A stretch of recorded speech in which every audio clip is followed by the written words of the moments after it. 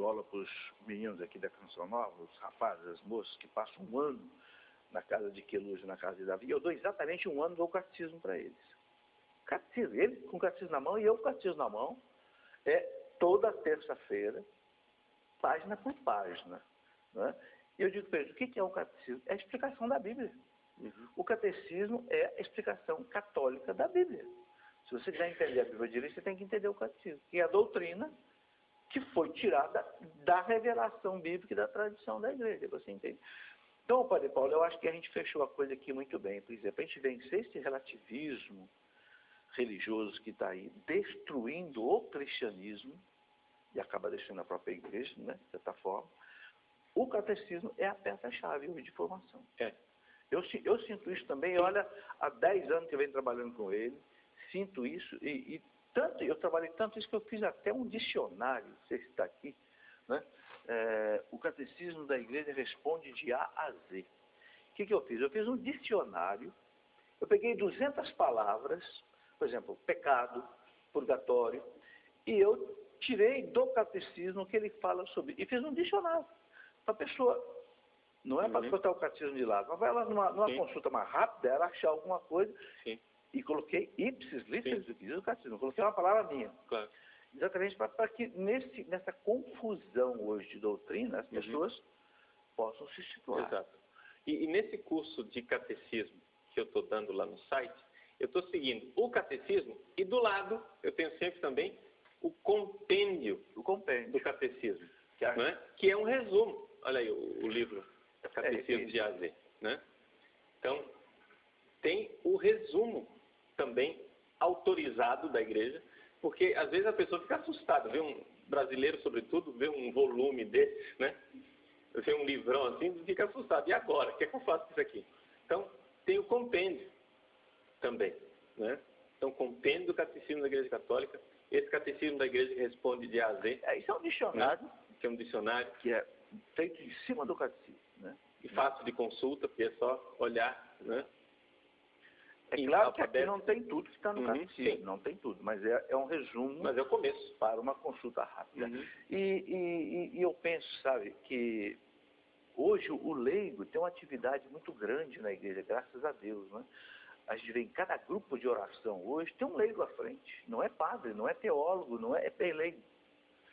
Ele pode ter uma orientação muito segura para o grupo, com o catecismo, com esses outros documentos que a gente está falando. Né? E hoje isso é importantíssimo. Sabe? Eu me vejo como leigo, sabe, Padre Paulo? Quando eu era menino, antes do Vaticano, no Vaticano eu tinha 15 anos. A gente brincava, né? Qual era o único papel do leigo antes do Vaticano II? A única posição do leigo eram 3, sentado, de pé e de joelho. Eram as únicas posições do leigo da igreja. Hoje, não se pensava de um leigo estar aqui fazendo o que eu estou fazendo hoje. Ou de um leigo estar pregando na rádio, TV, ou pregando retiro por aí. Jamais, era só padre e acabou. Então a igreja deu um crédito de confiança para o leigo inimaginável, num espaço aí de 40 anos, inimaginável. E professor, e deixa eu dizer para o senhor, e é isso que está salvando a igreja, tá? Eu vou dizer por quê. Porque graças a Deus, os leigos, e é isso que a gente constata em muitos lugares, são os leigos que têm a fé mais sólida. Quando muitas vezes os padres, que estudaram a teologia modernosa, são aqueles que levam o negócio para o brejo. Entendeu? Então são os leigos que estão segurando. Sim, mas esses leigos precisam estudar. Precisam estudar. E tem muitos leigos estudando. Graças a Deus, tem muitos leigos hoje estudando teologia, estudando catecismo, estudando código de direito canônico. Graças a Deus. Né?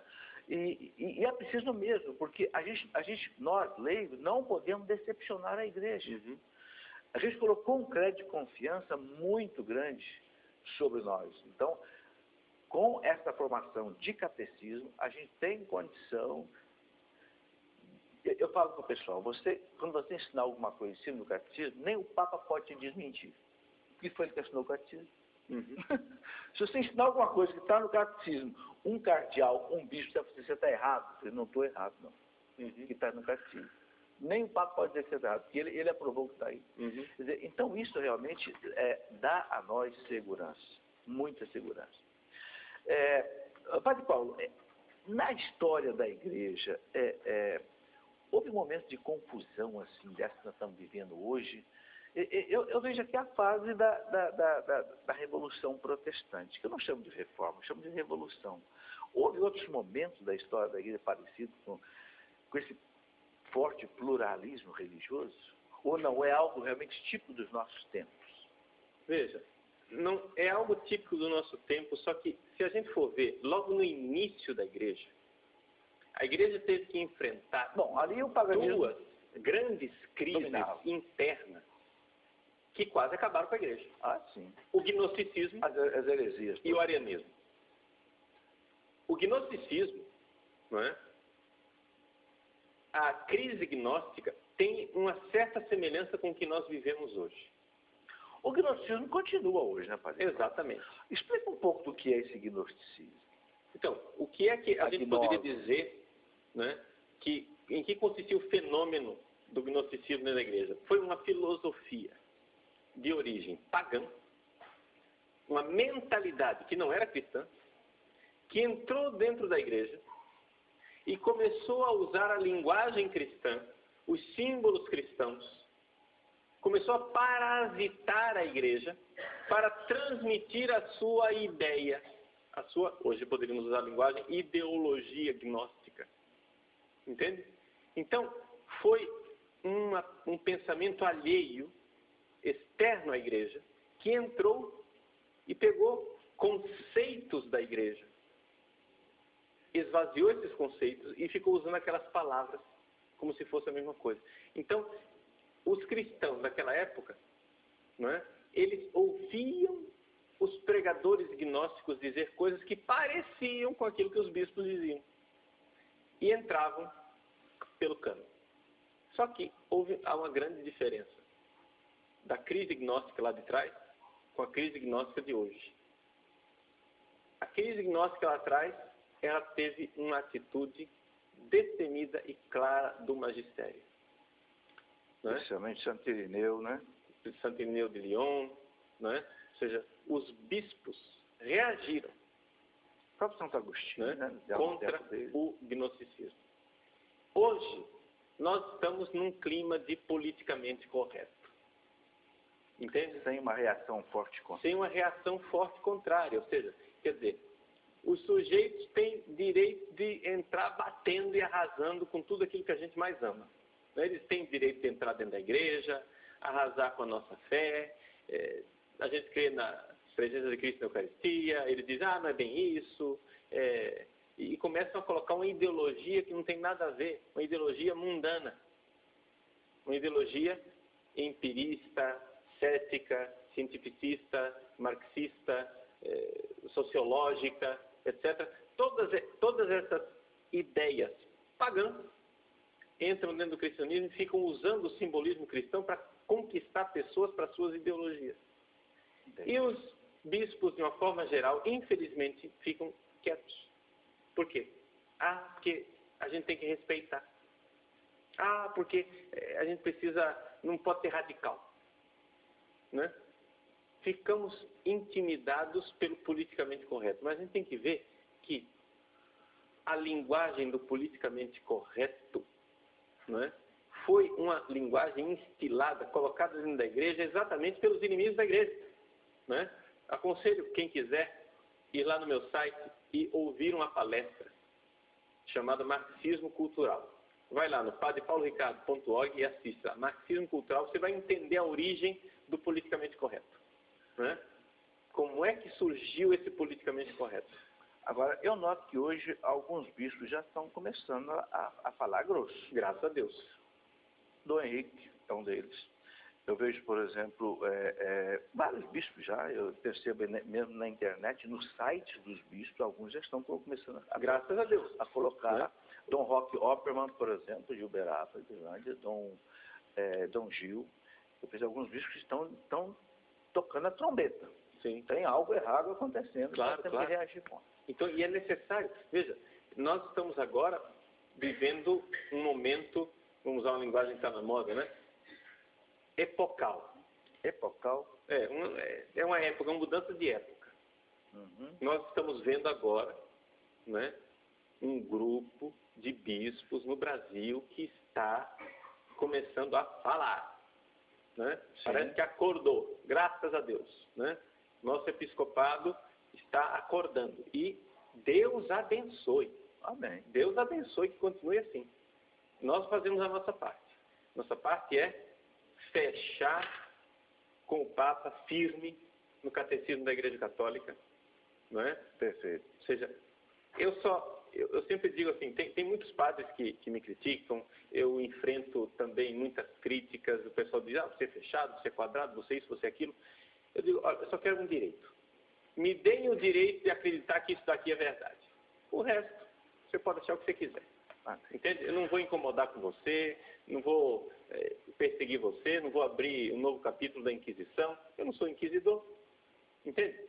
Só me deixem em paz para crer e ensinar o que está aqui. Ok. De ensinar que o que está aqui é correto. E o que isso daqui chama de errado, chamar de errado também. Perfeito. E eu penso a mesma coisa, Padre Paulo. A gente está encerrando o programa, que já está na hora, mas eu penso a mesma coisa. Eu para encerrar, diria exatamente o seguinte: nós, leigos, temos que realmente conhecer profundamente o catecismo da Igreja Católica, que é o que a tradição da Igreja nos dá, o que a revelação da Igreja nos traz, e exatamente somar com o Papa, né, na defesa disso que é legitimamente católico. E eu acho que é a grande resposta que nós, leigos, temos que dar hoje para a Igreja. Agora é preciso estudar. Está preparado?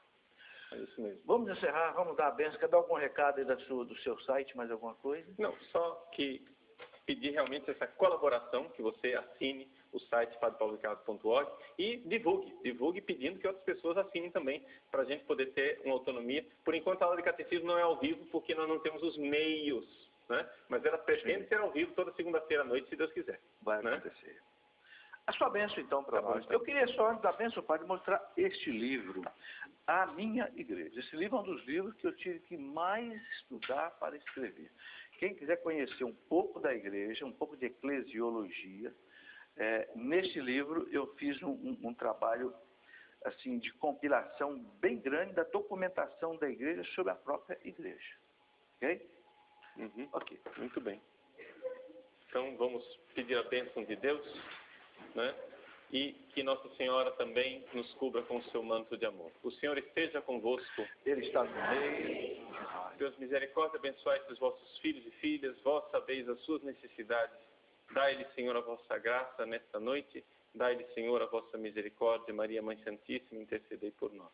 E a bênção de Deus Todo-Poderoso, Pai, Filho e Espírito Santo, desça sobre vós e permaneça para sempre. Amém. Muito obrigado a vocês que vieram aqui participar ao vivo do programa. Muito obrigado a vocês de casa que nos acompanharam até agora. E o Padre Paulo, mais uma vez, muito obrigado. E sempre que estiver por aqui, ele já sabe, virá à Escola da Fé para a gente ter essa conversa assim muito importante. Muito obrigado a vocês todos, então, e até o nosso próximo programa, se Deus quiser.